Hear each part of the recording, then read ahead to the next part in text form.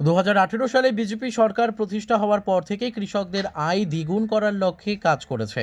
বুধবার জিরানিয়ার মাধববাড়ি স্থিত আন্তঃরাজ্য ট্রাক টার্মিনাসে সরকারি সহায়ক মূল্যে ধান ক্রয় কেন্দ্রের উদ্বোধন করে একথা বলেন খাদ্যমন্ত্রী সুশান্ত চৌধুরী। এদিন মন্ত্রী বলেন, 25 বছর কৃষক বন্ধুদের সাথে প্রতারণা করে গেছে অতীতের সরকার। বামেদের সময় সরকার কৃষকের ধান কিনুক এই দাবি শুধু করা হতো, আর তাদের দিয়ে মিছিল করানো হতো।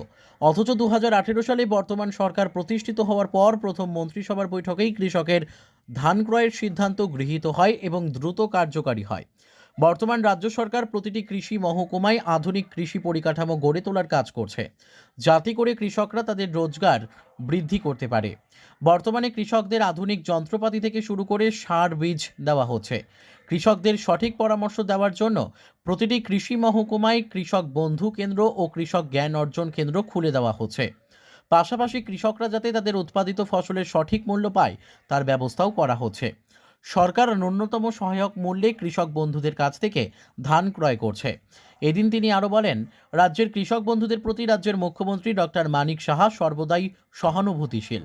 তার নির্দেশেই ধারাবাহিকতা বজায় রেখে কৃষকদের কাছ থেকে সরকারি সহায়ক মূল্যে আবারও ধান কেনার কাজ শুরু হয়েছে।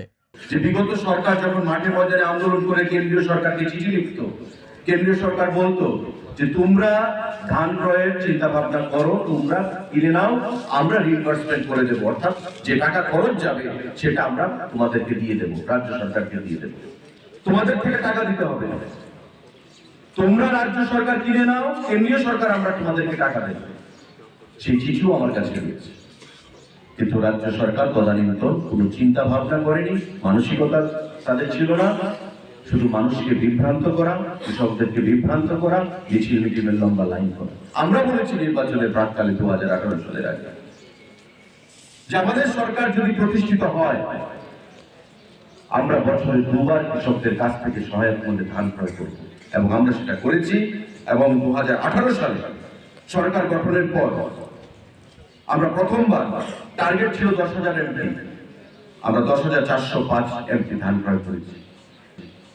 দ্বিতীয়বার 10,000 এমপি টার্গেট ছিল, 16,870 এমপি আমরা টার্গেট অ্যাচিভ করেছি। তৃতীয়বার আমাদের 10,000 টার্গেট রেখেছে সরকার, 12,891 এমপি আমরা টার্গেট সেখানে অ্যাচিভ করেছি। প্রতিবার আমরা যে টার্গেট রেখেছি তার থেকে বেশি আমরা অ্যাচিভ করেছি। Bureau report, news daily Bharat.